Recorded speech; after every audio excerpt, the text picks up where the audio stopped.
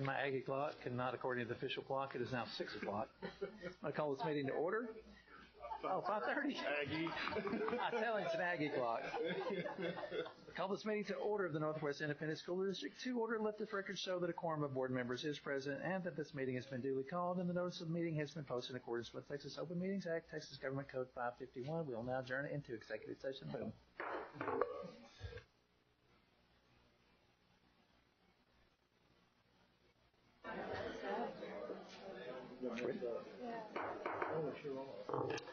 Good evening. Sorry we're running late this evening. We're going to reconvene our regular meeting. If you would please rise for the invocation and pledge. Dr. Warren. Folks, glad everybody's here today. If you feel comfortable doing so, please pray with me. Our dear Heavenly Father, Lord, we thank you for this day. And Lord, we just appreciate being here, doing the job of our district, doing the best job we can for our children. Lord, we ask you bless this meeting, bless our board members, bless all those who attended, and please see us all safely home. Lord, above all things else, just please provide your love, your guidance, your wisdom, and your protection to our children. It's in your name we pray. Amen. All right, we have three amazing young ladies from Beck Elementary School here to do our pledges. So let's see, we have Riley Sally first. Riley, wave at everybody. There you go. And board, Riley's mom could not make it tonight. She's at home taking care of little sister. Little sister's sick. But Riley's favorite subject, what is it, Riley? Math, good girl. She also likes to play soccer. She likes horseback riding. Good job, Riley. And math problems. Dr. Conklin, this is what he says about Riley. Riley leads by example. She always puts forth her best effort. She is thoughtful in her approach to completing her work, working with others, and engaging school activities. She is true blue through and through and is a great example for all students. Riley, thank you for being here. All right, Peyton Ruth. Peyton, wave at everybody. Wave, Peyton. There you go. Peyton, Jeff and Carla Ruth. Jeff, Carla, thank you for being here. Peyton, what's your favorite subject? Math. Math, another mathematician. I love that. She likes to create math problems for myself as well as play tennis and volleyball. Good job, Peyton. Dr. Collins says Peyton is a kind person with a great work ethic. You can always count on her to serve as a role model. Great job, Peyton. She also likes helping others and always demonstrates a character of the true blue Beck Bulldog. Peyton, thank you for being up here. And then last but not least, go ahead, Taylor. What's your name? Taylor. Taylor says she's going to introduce herself. Taylor, what's your favorite subject? I like science because you can always get your hands on stuff and it just in your mind can just flow out and and you can be really creative. We're so glad you got over your shyness, Taylor. Taylor also likes soccer, basketball, and volleyball, just like her big sister, right? Very good. Dr. Collins says Taylor is inquisitive and loves to learn. She exemplifies the characteristics of a true blue Beck Bulldog. She is respectful, responsible, cooperative, honest, and appreciative of others. So, ladies, thank you very much for being here. We're going to first do the pledge to the American flag and then the Texas flag. So you guys get up there to the microphone, and you start whenever you're ready. I pledge allegiance to the flag of the United States of America and to the republic for which it stands, one nation, under God, indivisible, with liberty and justice for all. Great job. Texas? Honor the Texas flag. I pledge allegiance to the Texas, one state, under God, one and indivisible. Very good. Stay right there. We got a little present for you.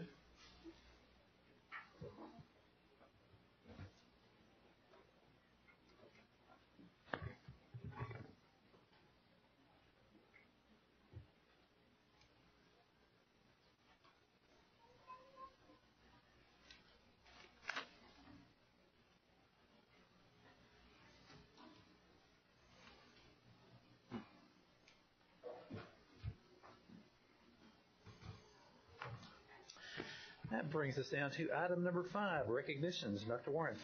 Board, we have a great night of recognitions. We have some folks who worked very hard on our Angel Tree program that did such a phenomenal job for our children. We also have some partners in education to recognize, and we also have another group that we're going to recognize tonight. So, Mrs. Conklin, how are we going to do this? Yes, we are going to start off with our partners in education recognition. So, Mr. Phil Beckman, if you could come to the front, and then if you guys could come down to the front, Dr. Warren and Mr. Schluter.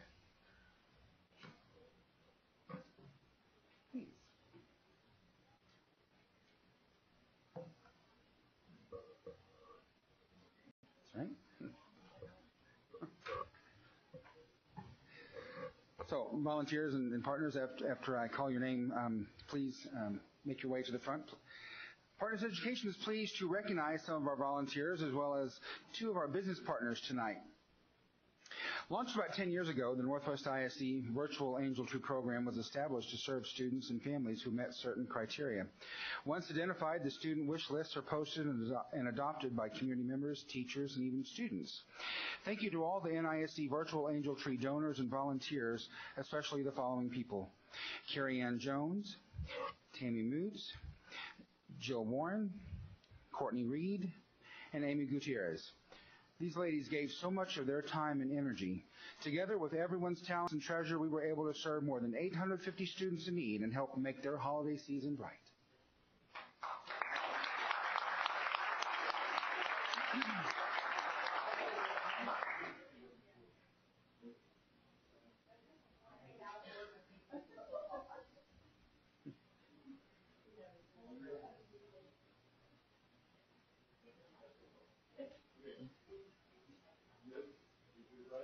Oh, no.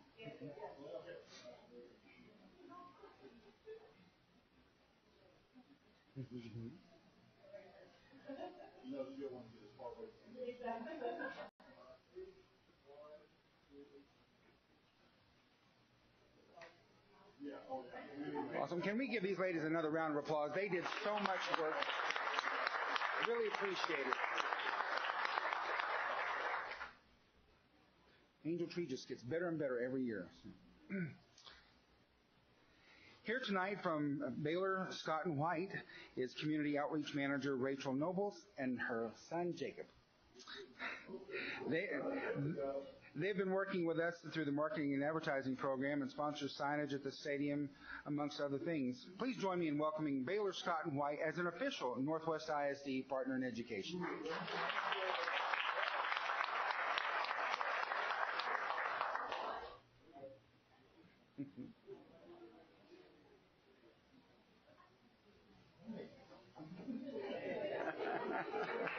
Awesome.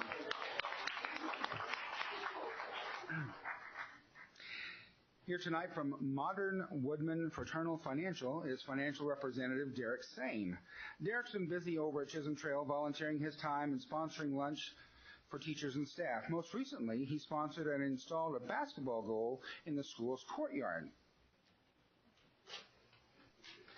Please join me in welcoming Modern Woodman Fraternal Financial as the Northwest ISD Adoptive School Partner.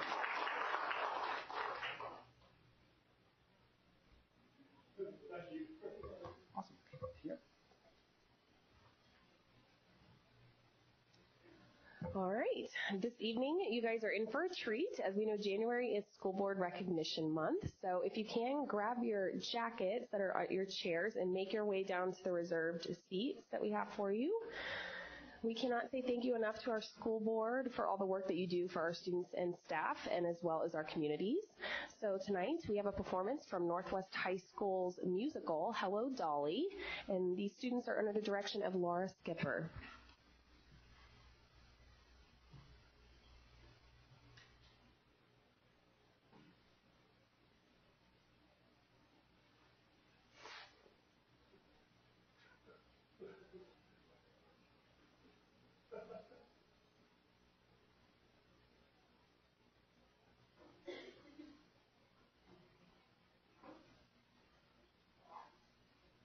Hello Dolly.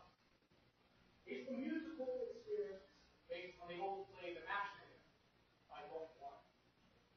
Written in 1963, this musical box tells the story of a widow, a matchmaker, Miss Dolly Levi Goddard, who searches to find love in herself. In doing so, freed two young lads of their rigorous work schedule under a Mr. Hollis family out of Yonkers, New York. When Cornelius and Barnaby traveled to New York for their first time, they meet Mrs. Irene Malone and Miss Minnie Fay. In this number, Elegance, the two lads try to convince these young bachelorettes that they are high-class citizens and worthy of the young lady's first grades. Hello, Dolly premieres this Thursday through Saturday at 7 o'clock and Sunday at 2.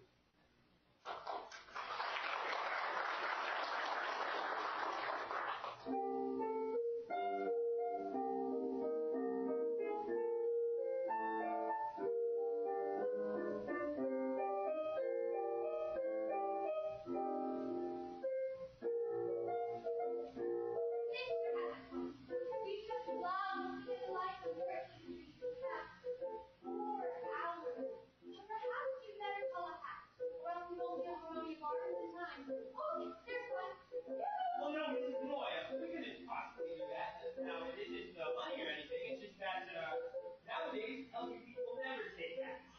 No, they go by streetcar. JP Vanderbilt is not a gym warrior. It's by all means a streetcar. In fact, it's the best thing I've been out there all my life and never even do it. Well, of course, if you really want to be elegant, We do. you walk.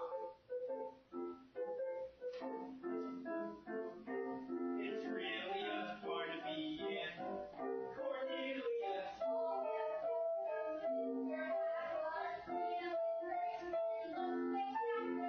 What an act! There isn't a acting like the order in the street. Got elegance if you please. Got elegance you can never, ever carry it off.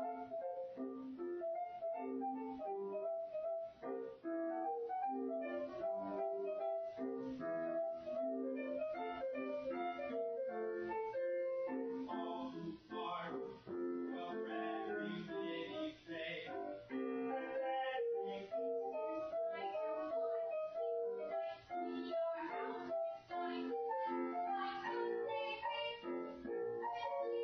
Silver spoons were used for feeding us. We got elegance if you please. Got elegance you can never, ever carry it off.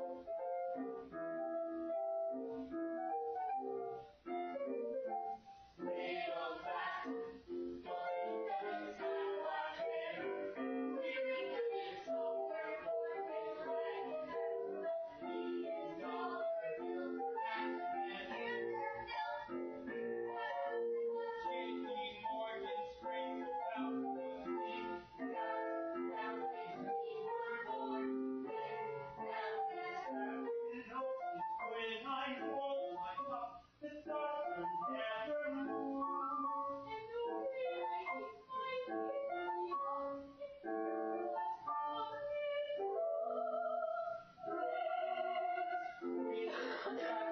Everything we got built in elegance and rigor.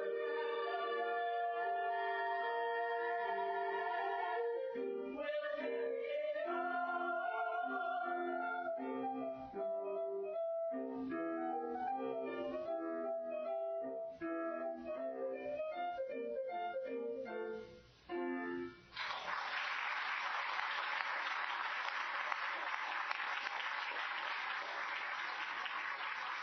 Thank you guys so much. That was great. If we could now have our board members come up to the front and take a photograph. If you'd like to put your jackets on, you can.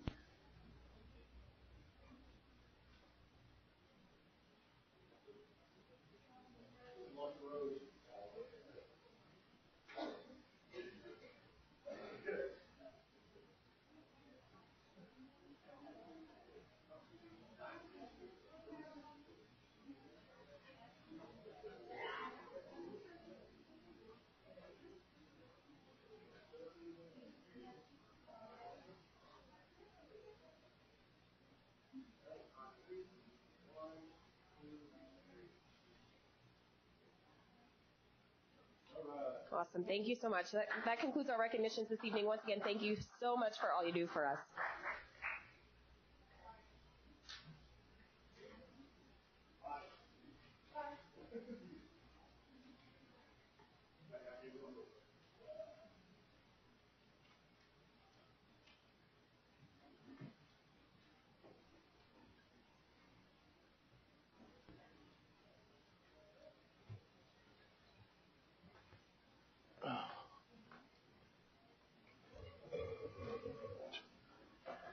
Where's Dr. Lacefield? I saw him a little earlier. There he is. Great job. Those kids, I tell you, they're awesome. We could have better attendance at the board meetings, too, if we were able to do this at every board meeting, just so you know. That brings us down to public participation. Nobody signed up. Now to item number 7, consent agenda. Board members. Mr. President, Mr. Wright. move to approve the consent agenda as submitted. Second. A motion has been made by Mr. Wright, seconded by Dr. Roush. Is that correct? That's correct. All those in favor? Motion carries 6-0. Thank you. Moves us down to item 8 under discussion of action items. Under A, contract extension for Dr. Ryder Warren, Superintendent of Schools.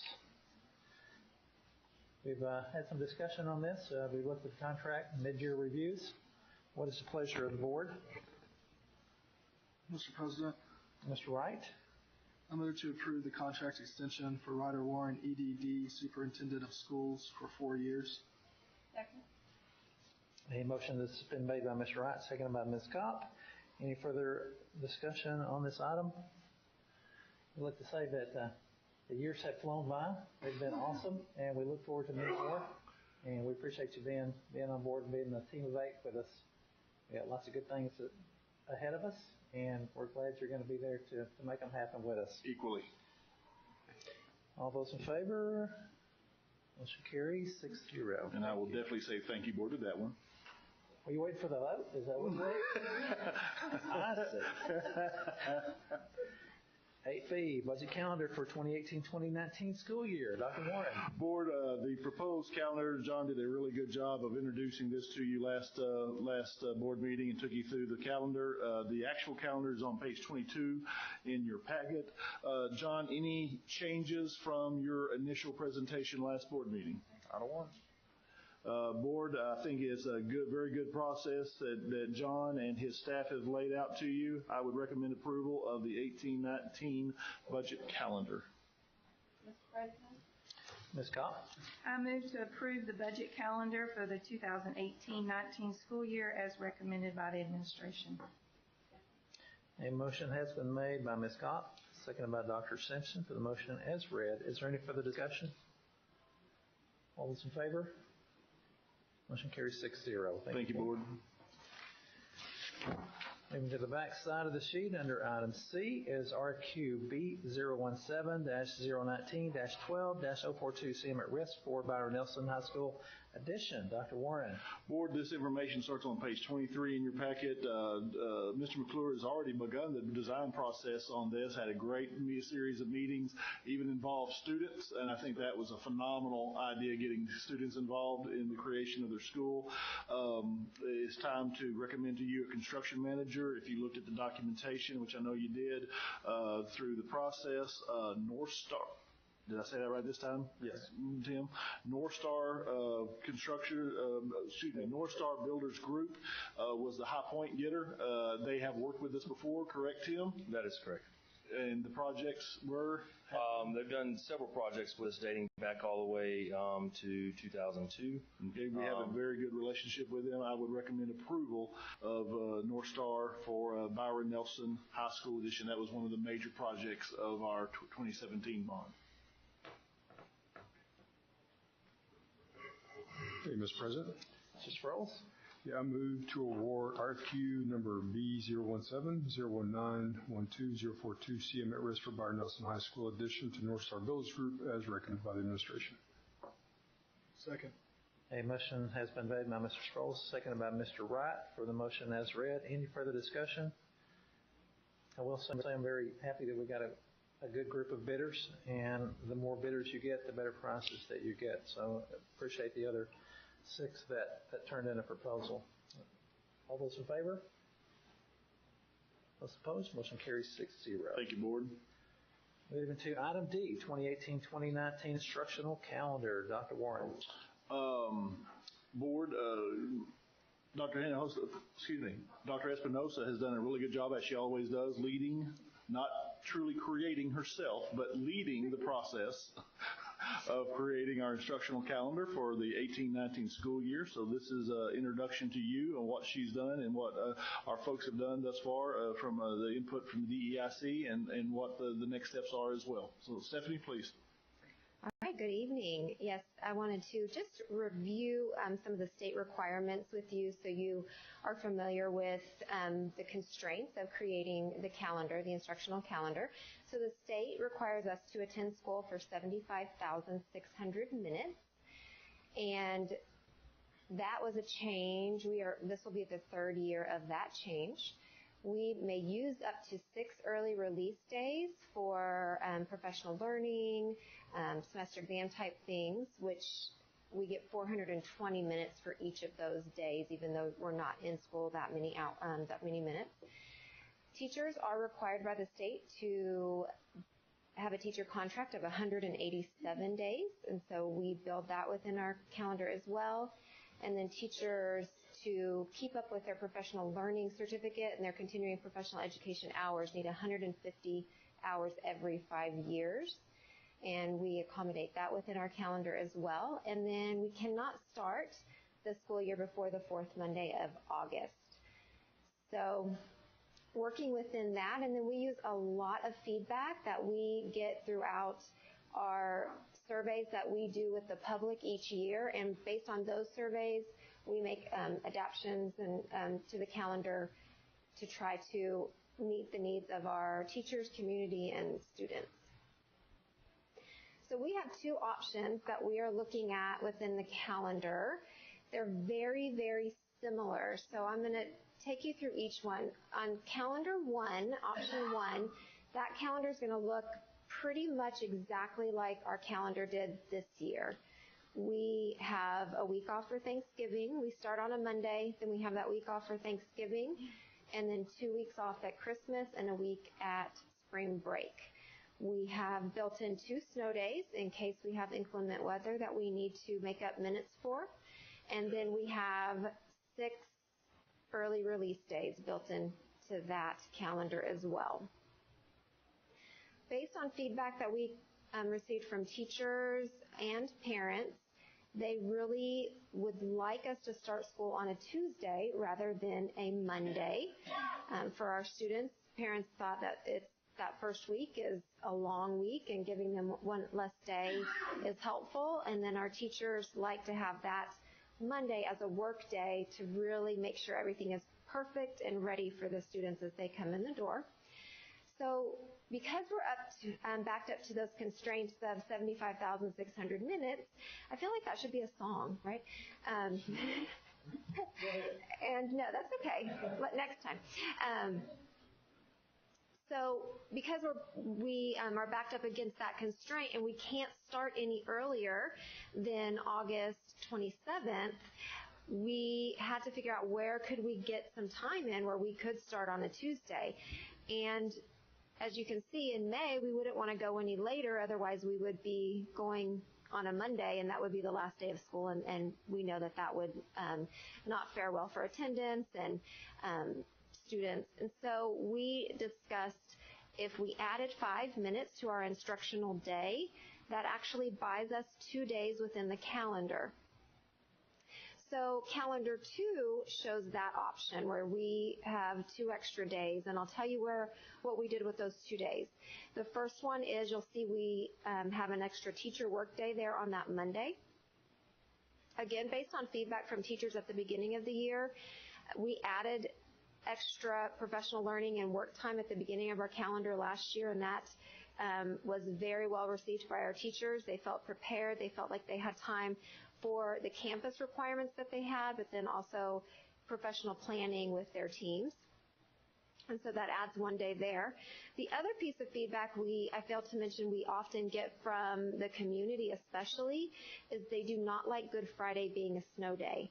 They really like that to be a holiday. So since I had 1 extra day, I made, in this calendar, we have Good Friday as a holiday instead of a snow day. And so our snow days fall in this calendar, 1 in February, 1 in March. Also, because of those 187 contract days, since the students are going 2 less days, the teachers can't work 2 less days because then they would not have 187 contract days. So one of those days is made up because they still are going to be at work on that Monday. And then we built in an additional flex day in November. So instead of 2 flex days you'll see on the first calendar, they have 3, which would require them to get 18 hours of flex time in the summer. But if you go back and look at that state requirement, they really need up to 30 hours. And so most of our teachers are getting far more than 18 hours anyway. And so we don't feel like that is a constraint for that. And so that's really how those 2 calendars shook out. So here's just a breakdown side by side so you can see a little bit of the difference. I've highlighted the main differences. Obviously, the start date is 1 day off, but the end date is the same. The times on calendar 1 would be the exact same school times we have now. Calendar 2, every level would end 5 minutes later. We definitely did not want to start elementary 5 minutes earlier because that's already really early for them, and we had to keep the other times about an hour in between our bus routes in order to get the students where they need to go because our district is so large. So the 5 minutes was added to the end of that instructional day in calendar 2. Students go 173 days in calendar 1 and 171 in calendar 2. You can see the total minutes there. We have an extra 400 minutes in calendar 1 and an extra 345 minutes in calendar 2. It is important for us to always keep those extra minutes there just in case we have an early release or a late start because we still have to make up those minutes, even if we come today part of the day. So in the past, if you were at school, you got credit for that day, but now we have to make up the minutes. So we like having a few extra minutes in there in case that happens.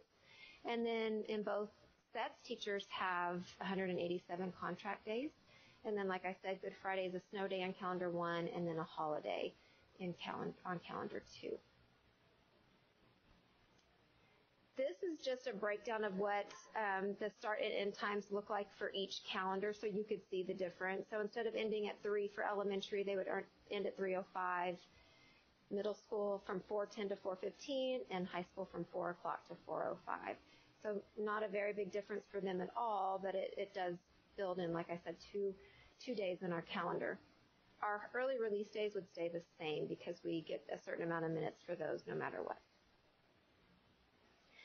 So the process that, like I've basically talked about, we go through really looking at our survey feedback from previous years. We also look at districts around us and when things like their spring break are.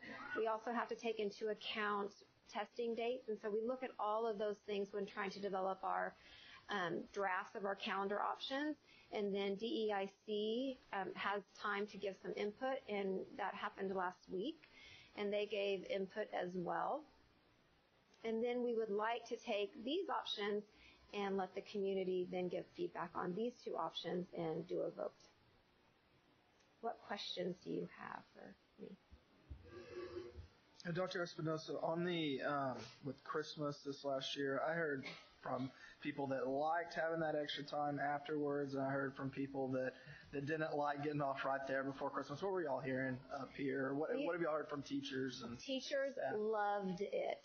They thought they were going to hate it because they thought they're never going to get their Christmas shopping done, but they really felt like they actually had a break coming back.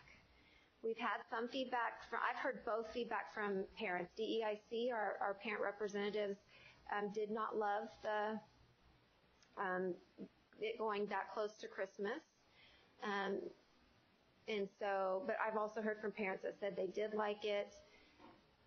So unfortunately, no matter what option we give, we're always up against that. And this year, because Christmas is on a Tuesday instead of a Monday, it does give us an additional day there. The other option, we could always play with the calendar here or there. We could take Good Friday away and get out a day earlier, but we're still up against semester exams, and having almost a full week for that is really a better option. And the reason we have to do that, and we talked about this last year, but just as a reminder, undoubtedly our parents, our teachers, and our students want the semester to end at Christmas. And so these options really do give us even more instructional time to make that happen and get the semester exams in. So it was a mixed message, but I would say most of what I heard was positive, but from, like I said, some parents didn't love it as much. And we had a few teachers that at DEIC said they weren't sure about it, but.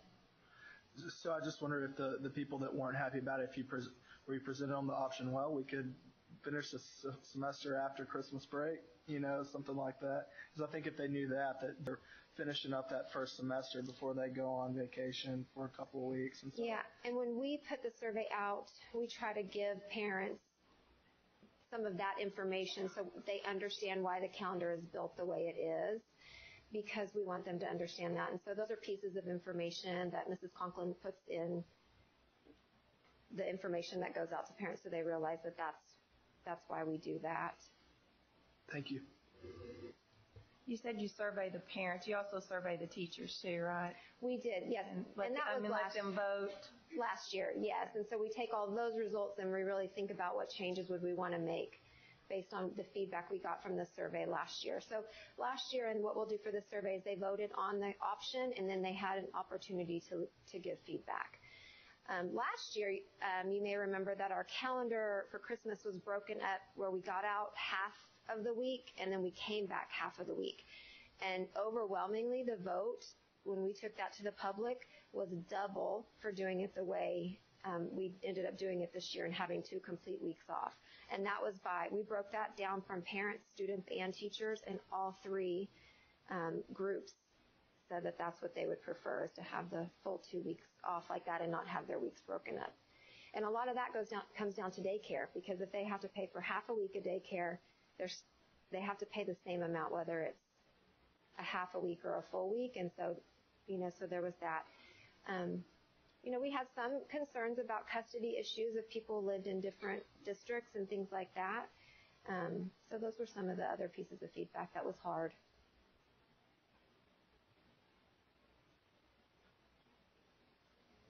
Okay, board, this is a, go ahead. Just, I like that. I've liked that idea as a parent, having especially as a high school student, having the semester before Christmas break, you don't have to study over the break. But by the first 2 6 weeks are actually 5 weeks. And my question, I guess, is for everybody is that first 5 weeks. The first week is getting to know students. The second week is testing. So it gives you 3 weeks to get all the grades in. Is there any plan or any discussion on prorating how many grades are needed, summative and formatives on the shorter? We actually do that in our 5-week grading periods. Yes, instead of 3 summative grades, we ask for 2 summative grades, and then we still have 5 formative grades. So they need 7 instead of 8 grades in those marking periods. And we've discussed that before. Teachers have expressed that, but typically it's basically 1 formative grade a week. So we're asking them to determine 1 grade a week, and then we really supply the summative activities that they would need. And so the teachers need to determine what that 1 grade a week. Okay, yeah, and I understand the crunch because have it in the semester, Christmas break, and then you can only start at a certain time. But will the district innovation, is that something, as we talked, will help alleviate that crunch? When Dr. Thornell gets the district innovation process revamped after we do our strategic planning document, that is one of the choices that we can take if the committee decides to do so, to have a little bit more flexibility for the beginning of school. Okay. Okay, good. Thank you. On that same subject, have we ever thought about the 9 weeks to give them more time to get grades instead of the? We have talked about that at length as well, and I think that's something that we would consider looking at when we go through the strategic planning and looking at DOI. It would be better to make all those changes together. We've talked to a lot of districts that have done it both ways, and I actually surveyed the districts around us, and it was pretty even. There was a few more at 6 weeks than 9 weeks, and we've also heard some that went to 9 weeks went back to 6 weeks. So it's a big undertaking to do that, so we really want to make sure we make the right decision.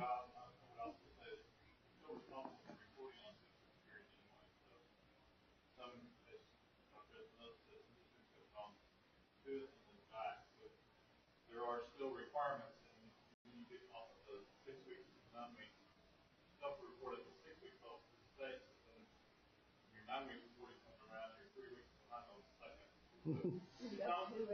And they still do 3-week progress reports. Yeah, and they still would do 3-week progress reports, so they would have 3 or 2 and then the final. So, but yes, we are looking at that as an option too. Would there be a way to think about, I think those 2 additional instructional days, I see both sides, but I would think particularly for the younger children, the 2 extra instructional days could really make a difference versus an extra 5 minutes when they've already come to school so early in the morning. Is there any way to accommodate the difference between elementary and secondary? We could submit different calendars for each level. And we have seen some districts do that. Some districts have different start times, even within the elementary group and things like that. So different school day times. I mean, that is something to look at, and that we could discuss with DEIC. Where we would really run into trouble with that would be with transportation and those bus routes and things of that nature. So, and those are things, even when developing the calendar, we have to talk to transportation about what's feasible.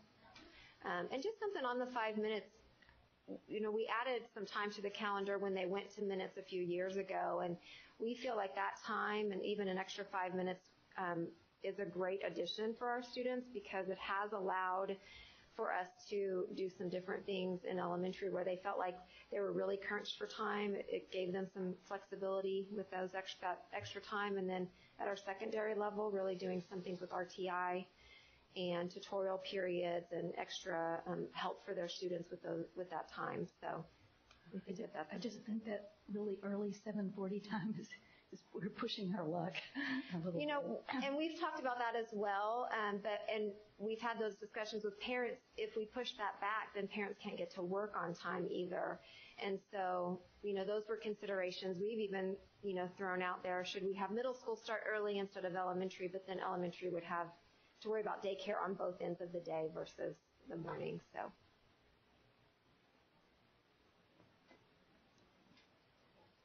Yep, yes. Any other questions? Okay, so sitting down, next steps for you. Emily will send out information tomorrow if all is good here, and let the parents vote and give feedback. We'd like to keep that open for 2 weeks, and then take the results to DEIC and then to the board for approval. So the DEIC will consider the recommendations made by staff and parents, and I would assume they would accept that recommendation based on that. Dr. Alexander would lead on that, and then that will be the recommendation bringing it back to you. Hopefully get a lot of good feedback. Yes, that's what we're going to start tomorrow. All right, thank you. Thank you, Dr. Espinoza. Moving down to 8E, which is a request for proposals for the student transportation services. Dr. Warren. Board, as with the calendar vote, this is a 2-meeting decision, and so Mr. Grasswich is going to introduce for you the process of which proposals for student transportation services will be brought to you. Mark, will be brought to you. Will be brought to you for consideration. Mark, please. Good evening. Just a brief presentation on the process to make aware of where we're at, and it's a very complex, detailed bid with a lot of information. We're going through that. Kind of a schedule overview of the schedule of events. The district advertised the RFP on the 12th and 19th of December. We had pre-bid meetings on both the 18th and 19th of December before the break. The RFP closed last week on the 16th at 2 o'clock, and on Friday, this past Friday, the evaluation committee had an initial evaluation of the responses and to come up with some information and review a surface level.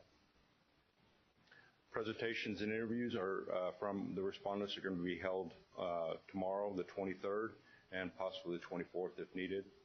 and a recommendation to the Board of Trustees will be presented for approval, hopefully February 12th, 2018.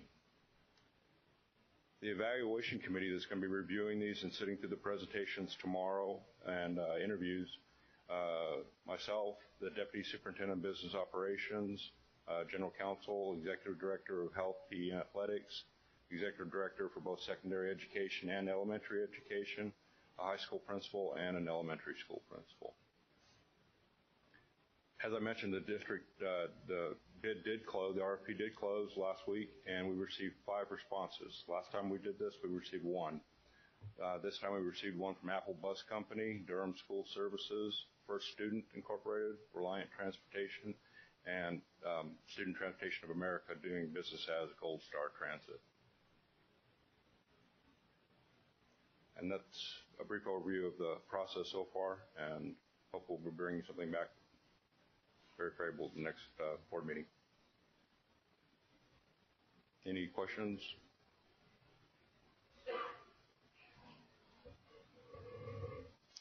No, we've already had a briefing, so we're good to go, I think. Thank you, Mark. Thank you, Mark. Thank you. Moving down to item number 9, under reports, the 5-year financial forecast. Dr. Warren? Under the calendar, the budget preparation calendar you just approved, the first task that Mr. Graswich completes for you is the analysis and the presentation of the first of many 5-year financial forecasts. John, please. Yes, thank you very much. That time again.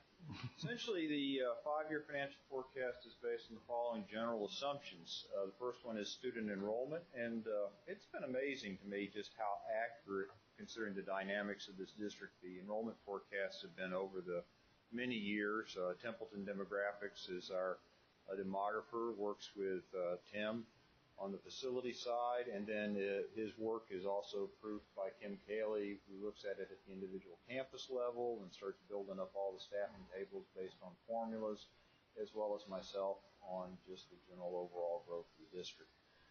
Assessed value property, that is a district estimate up until we get the April certified estimate, which quite frankly isn't much of an estimate. And then we get the actual official roll in July from the central appraisal districts in Denton, Tarrant, and Wise counties. The Comptroller's Property Tax Division index value is what your recapture is based on, and your local share, which is how much money the state of Texas essentially does not give us, and subtracts from our property taxes, and that's based on district estimate until the end of January when we get the preliminary number from the Comptroller's Division. So this number will be updated in February. We're using the current maintenance and operations tax rate of $1.04 and the interest and sinking fund tax rate of 45 cents. And of course, at this point, we're using current law with the legislature. We'll talk a bit about more in that in a second. Essentially, what we have here is a slide showing staff, which is fairly constant. It increases, but it's a larger number, and the slope isn't quite as dramatic as the students. The students are going up about 5% a year, is what you can see on this graph here. And then what's kind of interesting to me is the campus openings along the bottom of it. What you see here is that we opened the middle school in 12-13, elementary school in 13-14, and of course Eaton High School in 14-15. Doesn't seem like it was that long ago. But what's really kind of more interesting to me, in 15-16, 16-17, 17-18, we didn't open any campuses. Now what happened in that time frame is that we went from a 600 campus size to an 850 campus size with elementary, so we have a lot of additions in there. And that, of course, was a reaction to the loss of state funding, in that we felt that we could still offer an excellent academic program, but do it more efficiently, because let's just be honest, 3 800 campuses are a lot cheaper to administer and maintain than 4 600 student campuses. So that decision was made. So you see and we had some excess capacity in secondary. We're filling out Eaton, and the middle schools could absorb the growth and so we were able to save quite a bit of money over those number of years. But what you see now is with the 17 bond issue, things have changed. We've got that ride, and that ride is essentially over. And now that the campuses are all getting larger and filling up, and the growth is accelerating, especially in the south and parts of the north now with the new Hillwood development, we'll be opening another middle school and an elementary school in 1819, which will add substantially to the cost. And then we have 4 more elementaries being added, but we also have major expansions to existing secondary campuses, such as the Byron Nelson one we talked about, I think, last time we met. So there are a lot of things happening to accommodate the growth, but there is substantial growth. So that's kind of the biggest overview. What we see here is a more detailed breakout of the staffing of the, the enrollment as we go from ultimately in about 5 years, we'll probably be right around 30,000 students, if not over. Forecast shows us being slightly under, but I think he's using a little less than 5% student growth, and as long as the economy stays as strong as it's been in this area, I can see the growth being even faster very easily. So that's kind of the biggest pieces of the cost drivers. Now on the revenue side, we have property growth, and this gets a little more interesting here. It's very difficult to forecast property growth because of the, just the dynamic nature of it, in all honesty. What we saw was back in 12-13, 13-14, we actually had very, very slightly negative growth, and that was due to the drop in mineral prices. The price per MCF of gas dropped dramatically, and we went from $2 billion to $1.4 billion. It's stabilized at 1.5. It's continued to decline over the years, but the strong growth in commercial and residential has offset that. Last year was, or this current year was an extremely interesting year because we'd had right around 6% for the 2 previous years, and then the growth and the value of land in particular has just exploded. And I'm really glad that working with Tim, we were able to make many site acquisitions before that time period, but land is continuing to go up, and we will be buying more land as well. But essentially, at one point, it appeared that we might have as much as 20% property growth. Well, that actually came in closer to 13, and that's a huge drop off 20, but it's double what it was the previous 2 years. So what we've seen here is that growth in this area has really accelerated. The question, of course, before us is what will the growth continue to do? We've kind of used a conservative number of 8.5%. This number will undoubtedly be updated, but probably won't have a good number until late May. We'll get a lot of numbers, but they won't be good numbers. They'll just be what's the preliminary appraisal, the appeals process, what's been added, what's been reviewed. So the roll will be very dynamic up until about May, and we'll probably get a good number towards the end of May for actually setting the budget. So that's the revenue side. Essentially, what we tried to do is test that, and it looks like once again minerals are probably pretty much played out. They're going to be slightly depleted. There may be a few well refracts, but it's pretty much a thing of the past in this area. What's really growing is land values. Seeing a lot of home developments as the demographic forecast shows us every time. And of course, then we're starting to see the retail come along behind it to support all that property and home growth. So it looks like a very, very strong, robust, and that's good because, as we know, the district's going to be issuing a lot of bonds. What we have here, though, is a tough economic forecast going forward, and we've been talking about this for 5 years, so there shouldn't be any surprises here. Let me focus in on this slide right here. This is the last 5 in the current years. Now, it's not a typo. 17-18 is on the bottom twice. The higher number, the 198,023,163, was what we adopted in June, and the bottom number is where we currently stand right now with budget amendments and the middle of the year demographic enrollment. So we're fairly close. We're a couple of $1 million in amendments higher on expenditures. And we're within 40 kids of what was forecast of an increase of over 1,000, as I recall. Because we did not get the 22% property growth, but only got 13 or 14% property growth, the loss of funds is going to be ASIDAR, Additional State Aid for Tax Reduction, which is no longer in effect, will be about $4 million. and the drawdown on the budget at this point is projected at $5.8 million.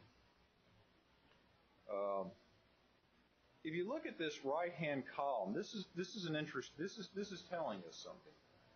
In 12-13, we added $5 million to the budget. In 13-14, there were some unique circumstances, which I can't recall, but I do remember there was something going on back there that was an unusual addition. Anyway, they went up $11 million. So this is all good. 14-15, it decreased to $2.9 million. 15-16, it fell to $782,000. 16-17, we had our first certified drawdown of fund balance. Because we've been talking about this for a while, and it happened. We actually used 3.2. Now, we have over $100 million in fund balance, so this is in crisis mode. But you can clearly see the trend line has gone from generating surpluses to using surpluses. And now this year we're projecting 5.8. We'll probably come in less than that, but we're probably going to see a negative number again for the second time in a row and in a long, long time. Going forward, the picture only unfortunately worsens. One of the things that helped us this year was we received from the legislature a $6 million one-time only hold harmless transition aid. Next year, that will be reduced in half to $3 million, and after that, it will go away entirely. So we received $9 million as a transition aid to make up for the loss of over $9 million annually in ASETAR forever. So it wasn't much of a transition. What you see, of course, is the significant difference in revenue streams to our district and many other several hundred districts in the state of Texas from the expiration of that piece of the law. And as a result, what you see is the district budget drawdown compounding. And what happens is one year feeds into the next, and so that's why you see the numbers starting to go up rather dramatically. The closer you come to balance in any other year will affect all the out years as well. So a little goes a long way in either direction. But clearly, the district faces a challenge. And our tax rate is structured as follows. There's a dollar-based tax, and 4 cents of golden pennies, which can be approved by the board, and in the case was approved by the board, does not require an election, and there's no recapture on it. And our current tax rate on the M&O, maintenance and operations, which funds the heat, light, power, teacher salaries, and all the regular activities, is $1.04. After that, you have two what they call silver pennies. It does require an election, and interestingly enough, you might recall Carroll ISD ran a 2-cent election and lost. But it is not recaptured, and that's why it's called silver. And then there's 11 copper pennies, which do require an election and are recaptured at a very old rate. Essentially, in our case, we're not recaptured as a district right now on our base tax, which is set at a current rate called the Austin yield. However, these pennies are not recaptured at that rate. They're recaptured at a rate that's about 60% of that amount. It's more like 319,500 sticks in my mind for some reason, as opposed to 500 plus thousand. What that bottom line means to us, though, the only thing that really counts is that if we pass a tax rate election, a tax ratification election, essentially 4 cents out of every 10 will be sent back to the state of Texas. So it says 11 cents, but it might as well say 6 3/4, 7, because you're not going to get to keep all 11. So our maximum tax rate is $1.17. We're currently at $1.04. We have 13 cents of remaining capacity. On the INS tax rate, we have a tax rate now of 45 cents, up from 41 1/4 after the 2017 bond authorization election. So we have a maximum tax rate there of 50 cents, and we have 5 cents of remaining capacity. And then, so essentially the current total tax rate is $1.49, the maximum tax rate is $1.63, and we have 18 cents of capacity in the district. So this is, I'm sorry, it should be $1.67, pardon me, it is a typo. Yeah, it's $1.67. But the bottom line is long-term sustainability for this district is going to be probably the biggest challenge this district's going to face in the next 3 to 5 years. And that's just, unfortunately, barring change in the legislature. The legislature is, I think we could all agree, hostile at many levels to public education. But on the other hand, it is the responsibility of the legislature to provide for the public education as required by the Constitution. And we are not the only district that is being impacted by this. There's 1,000 districts and millions of children and millions of parents and millions of voters who are all being impacted by this. So the upcoming legislative sessions over the next few will be quite interesting as they grapple with this problem at the state level. I think what we're going to have to question is at what point do we consider a tax ratification election to help balance the budget? And what that basically would do would allow us to take the tax rate up to a maximum of $1.17. It wouldn't cure our problems, but it would make our situation more sustainable. It wouldn't generate additional funds. It wouldn't wipe out those reds that I was showing you, and then suddenly we have extra funds to spend. What it would do is get us a lot closer to being balanced and sustainable as opposed to having to live off of our fund balance and draw down. Mr. Grasswich, when you were talking about that TRE election, you said bring us up to $1.17. So we would go for the silver pennies and the remaining 11 copper pennies. Well, of course, that would be a board decision, but my recommendation, in all honesty, is it's a lot better to just go once than to try to piecemeal it out. I think Carroll proved that when they just tried to go for 2 cents. I think going for, but that's a decision that would have to be made. Josh, that would be definitely to be determined once y'all were presented with the long range forecast and what you thought would be the best for the district. Yeah, a penny will generate $1 million or $2 depending upon its recapture. And so you can see that like 2 pennies would make a dent, but they wouldn't solve the problem. All 17 would get you closer to solving the problem, but then there's the possibility of not having the election succeed. So that's the other thing that has to be balanced in there. So it's definitely a political as well as a financial decision. And then there's the alternatives of what do you do if you don't have the funds? How do you balance your budget and all the pain that goes with that as well? So those are some tough decisions. Fortunately, we have a substantial fund balance as the 5-year financial forecast shows, so we have time to start working through this, but we do not have an infinite amount of time to work through this. The other thing, of course, is the authorized bonds. We have $399 million. We've cleared out the 8 and 12 bond authorizations with our last bond issuance of $100 million in 2017. We now, of course, have the new authorization of $399 million, and they have not been issued yet. They're dedicated to population growth, basically for handling the students and keeping up with the facilities at this point. Of course, after that, we're probably looking at, in the next bond election, in about 3 to 5 years, is another high school and all the attendant campuses that go with that. So we've had elections now since I came here in '98, and we'll have elections long after everyone on this board's probably moved on. Another 20 or 30 years of elections. Essentially, this just shows out the forecast, the debt service schedule. We've done refundings. I know there's a lot of numbers on that. Bottom line on this thing, though, is we have to work very carefully. It's like a multi-way partnership. You've got Tim needing to build a building so that Kim can staff them and Rob can educate the kids inside the buildings, but we have to kind of work through it with the available funds we have. Fortunately, the extremely strong property growth and the fact that debt service taxes, INS taxes, are not recaptured has been very helpful for us.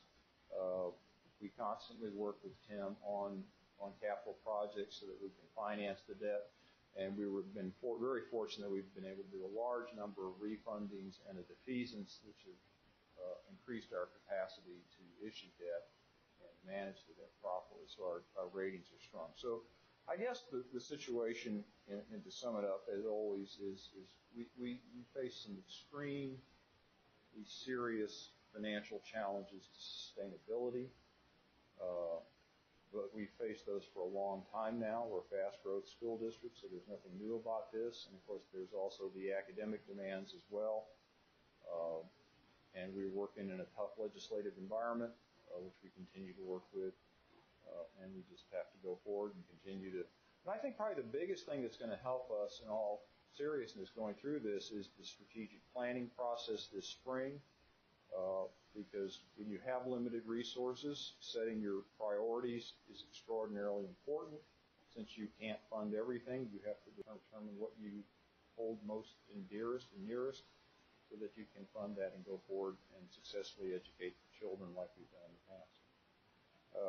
This will be updated as additional data comes available, and as I mentioned, we'll receive some data from the state and quite a bit of data from the property tax appraisal districts, and we'll be going forward. Be happy to answer any questions at this time or any time. Mr. Grasswitch or Dr. Warren, and I think I remember this correctly. The last time when we did our strategic planning, you give them a download on the strategic, on the financial 5-year financial forecast. Is that correct? But give the people that are participating in the summit that, so that way, like Mr. Grasswitch said, understanding the priorities while also knowing the financial situation. Sure. I think I'd be very prudent, Mr. Wright, that both when that first morning we do strategic planning, we not only do a review of the past strategic plan, but also who we are now.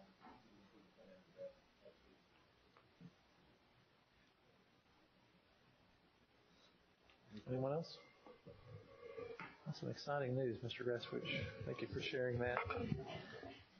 Sometimes reality is not what we want, but it's something we've got to deal with. Let's move on down to 9B, December Financial and Investment Report. Dr. Warren. John, give us some good news. Okay, well, the good news is we're making money. That's nothing wrong there.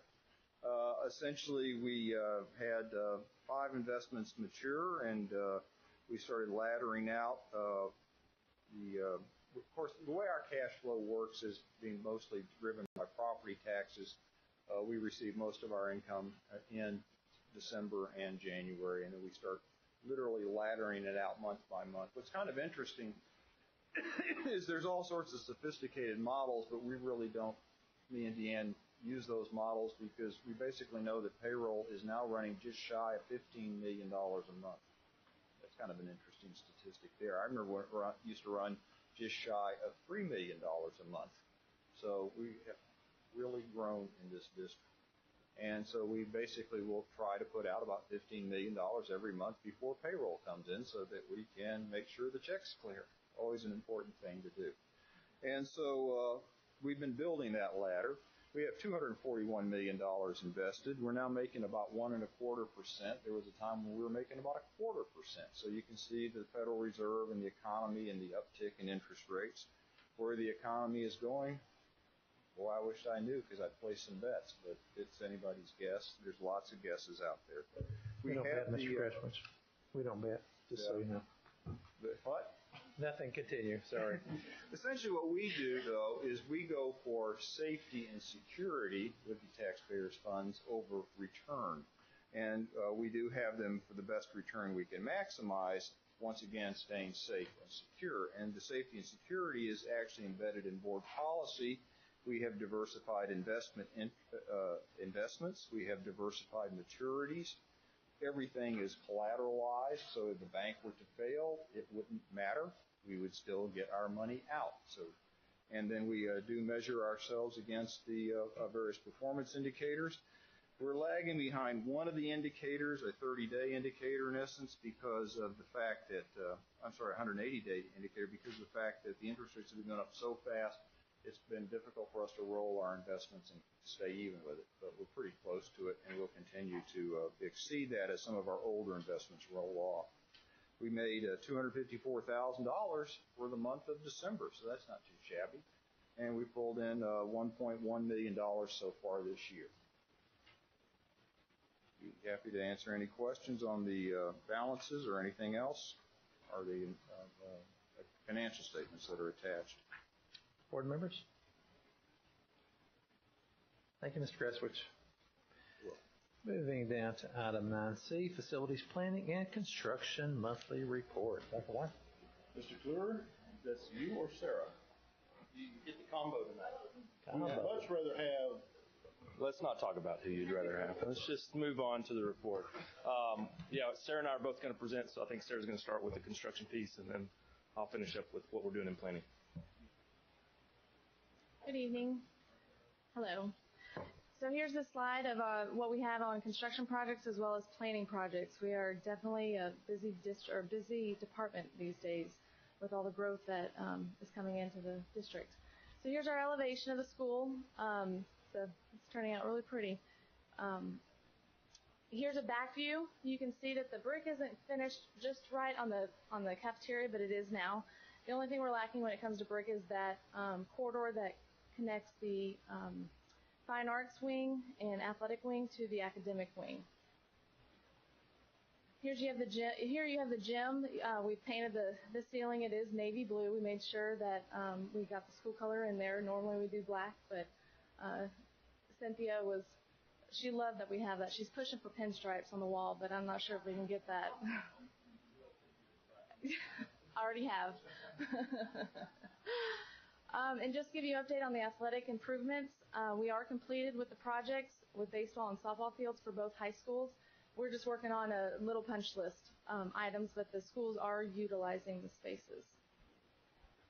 Here we have Lizzie Curtis, and I'm happy to say that we have slab down and paving down, and we are scheduled for both again this week. So that project's moving pretty fast. Just to give you an update on Beck Addition, we did open it this semester when kids and students came back, and they're occupying the space. This was the space second day of school back, so they're loving their new areas. Here's Hughes, where we have in orange is the expansions or additions we're doing to the school. We've been there since right before the break, and teachers are great. They're being really cooperative and almost overdoing it when it comes to the contractors. I keep telling them they're really excited now and they'll want us out of the building pretty shortly after we've been there for so long. But we're working on the utilities and the demos taking place over the holiday break, so we didn't have any of that disruption during school hours, and working on that project. So Tim will take over if y'all don't have any questions on construction. Okay, thank you. Thank you, Sarah. Her team definitely stays busy through the holidays, through rain, sleet, or snow. They're like the mail service, so they are always performing. Okay, so we'll cover a few things here.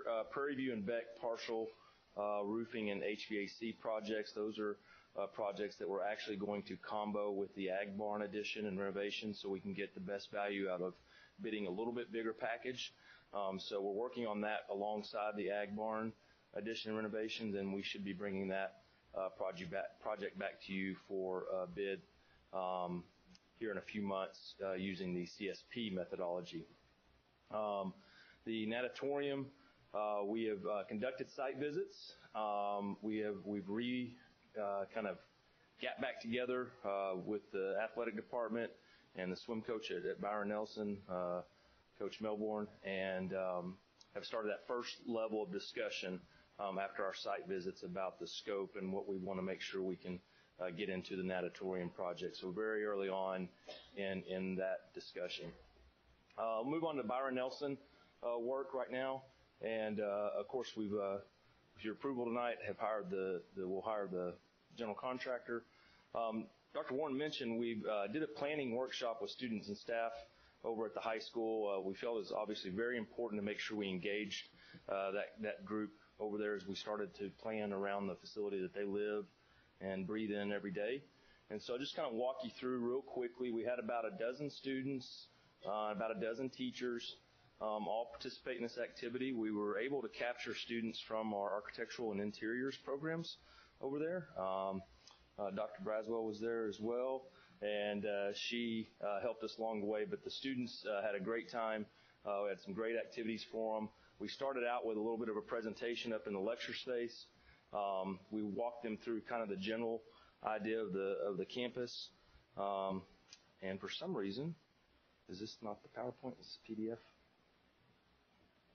Yeah, that's the problem. Okay, I had a lot more slides for you tonight, and that's going to be very disappointing because this is a PowerPoint, not the transitions with the PDF. So I don't know if we can pull that up or not, but anyway, we'll make do. So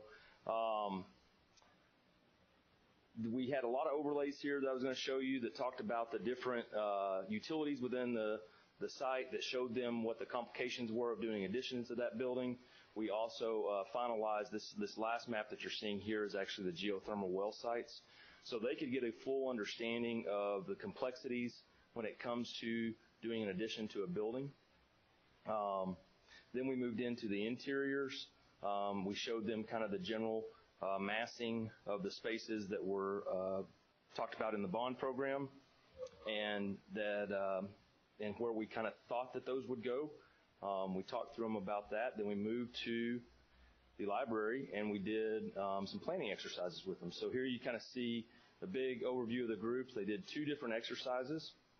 The first one was we asked them to place different symbols, dots, and lines on the map to kind of show where they socialize, where they study, where do they eat on campus, where do they enter and leave the building.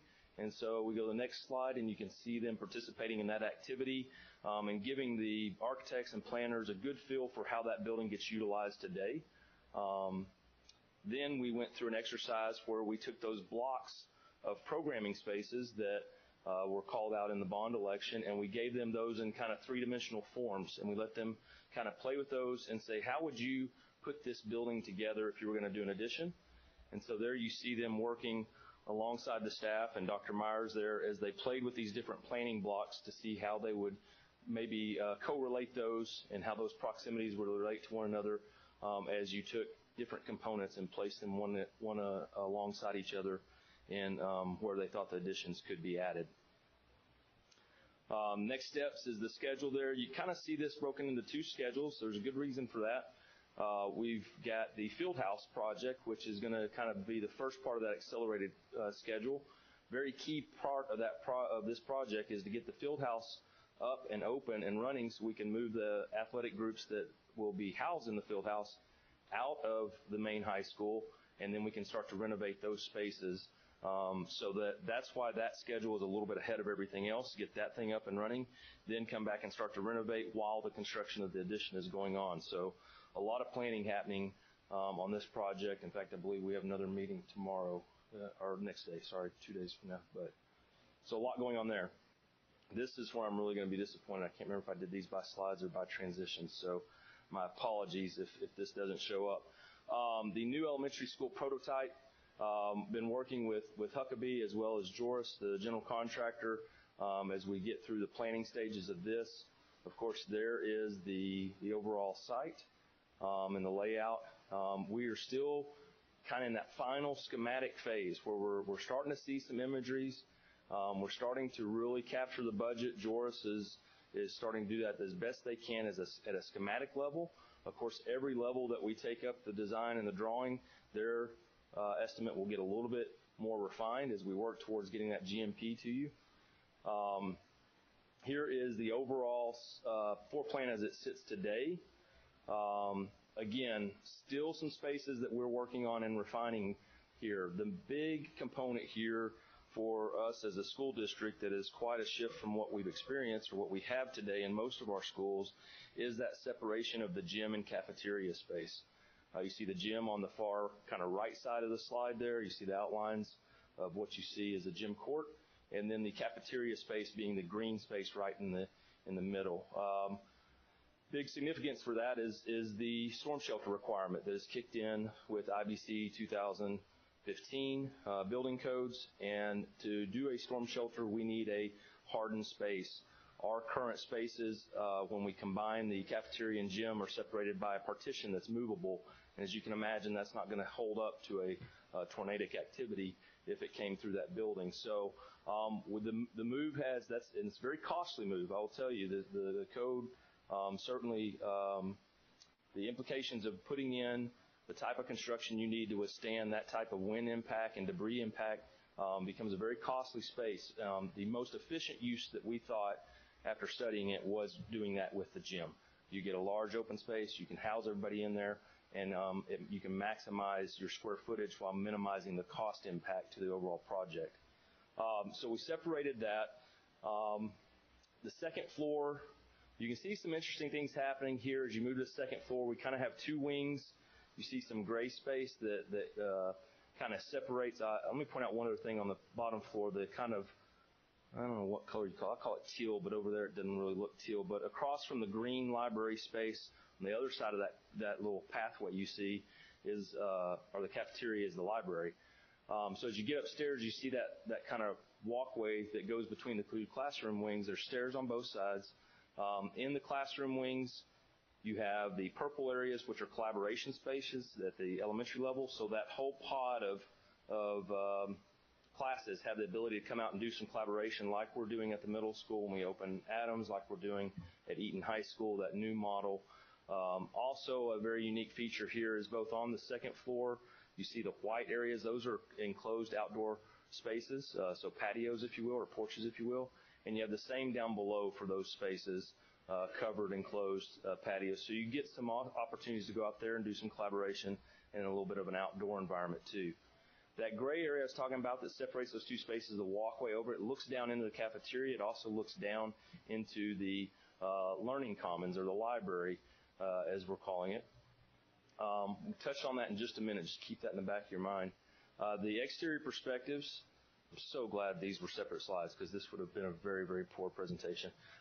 The exterior presentation perspective, as you walk and enter the front door, you see that kind of approach, the canopy reaching out, kind of bringing you in. There's a large canopy there on the right side that's just outside the cafeteria. That's a great staging area that's covered and protected for release of students on bad weather days. As you walk into the reception area, very open feel. Again, early stages. These will become more refined and more lifelike as we move through this.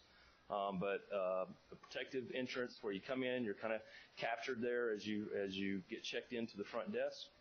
And then you start to move into the space. This is the library space that we are working through right now. Really open environment, very inviting to the elementary kids. You see the tree-like images. You see the nesting elements there. Below those nesting pods are actually clear boxes, glass boxes that we're calling focus rooms. That's where 2 or 3 students could get together and collaborate and do a small little project while they have a little bit of privacy, but very transparent for observational purposes. We're still playing around with those nests. We really want those to be some unique kind of reading spaces or pods that the students can work with. So you'll see those move a little bit, I think, in the next iteration of this, because we really want those access from the library where you could take a couple steps up and kind of get in there. They're a transparent kind of wood-looking environment, so you can still see through. Students can get together and read in groups there.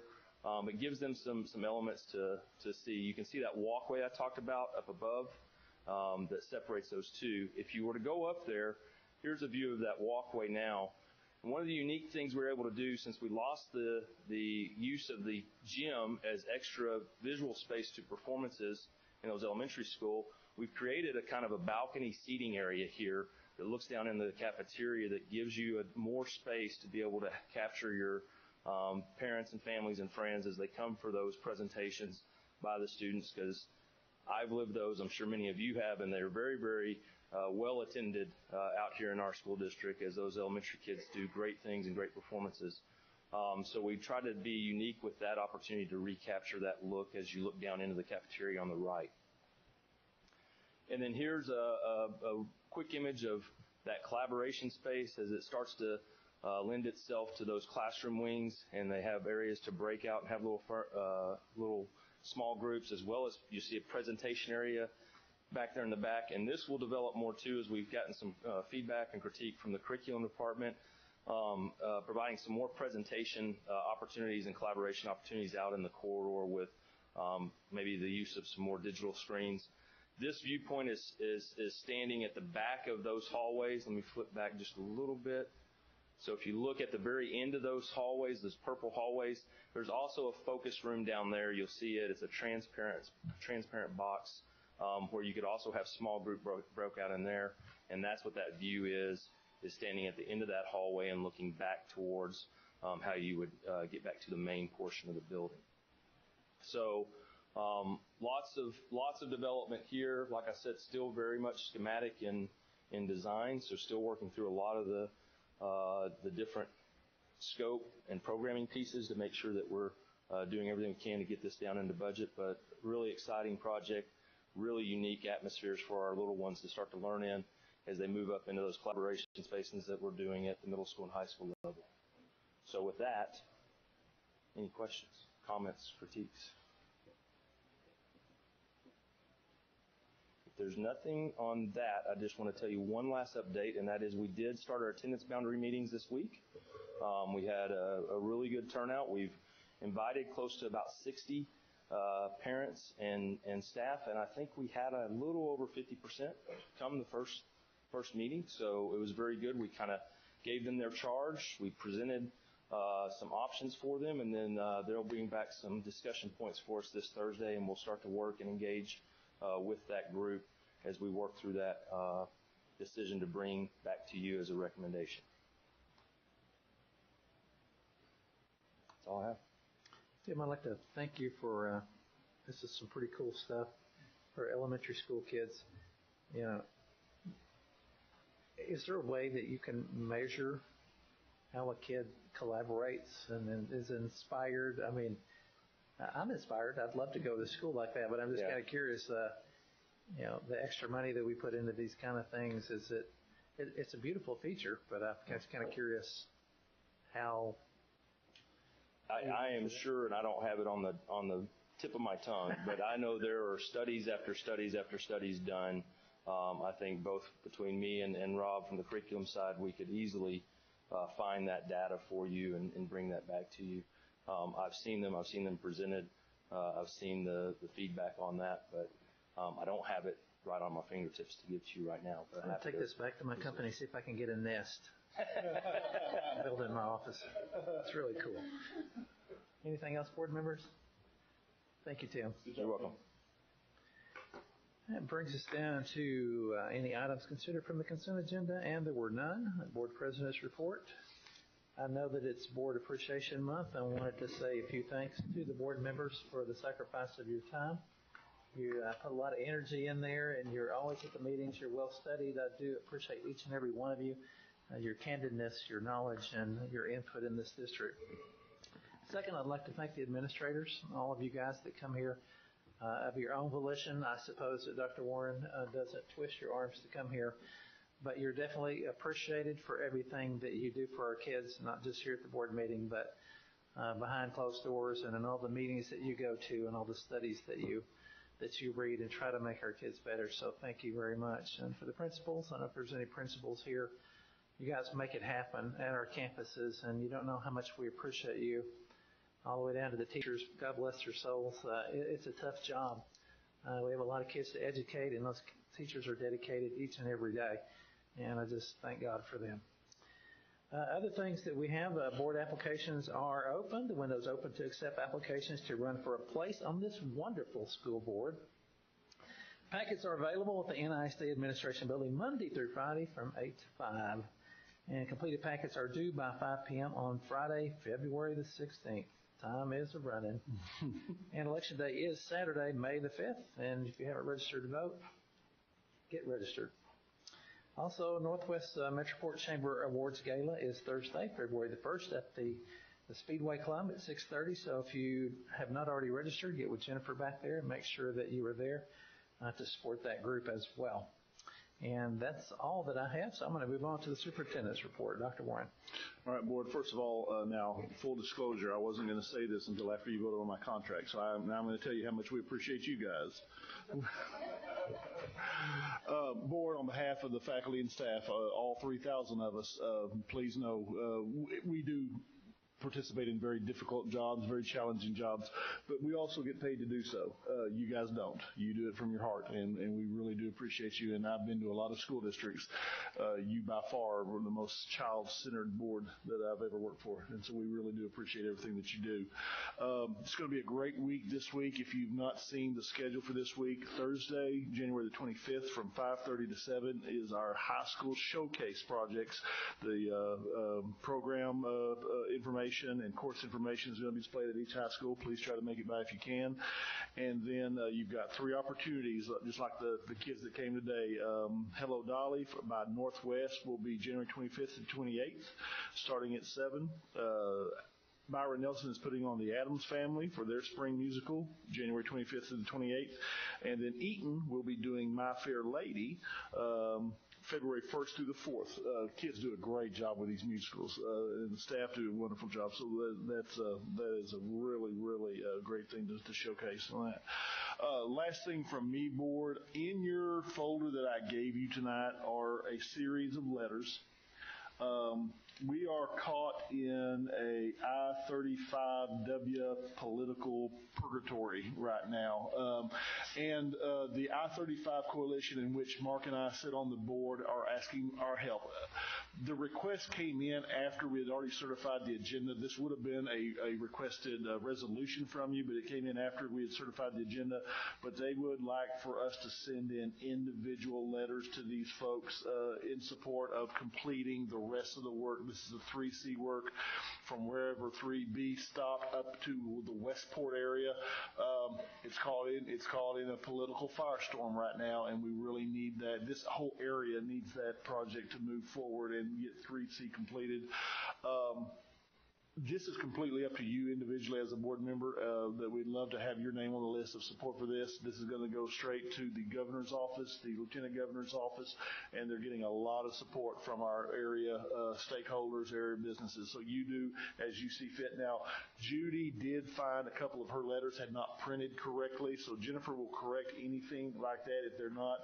But if you would like to sign those, get those back to Jennifer, and we will mail those to the individual people, and we will forward copies to Hillwood and to the 35 Coalition to make sure that they understand the support that we've given them. Mr. Schluter, that's all I have. Meeting adjourned.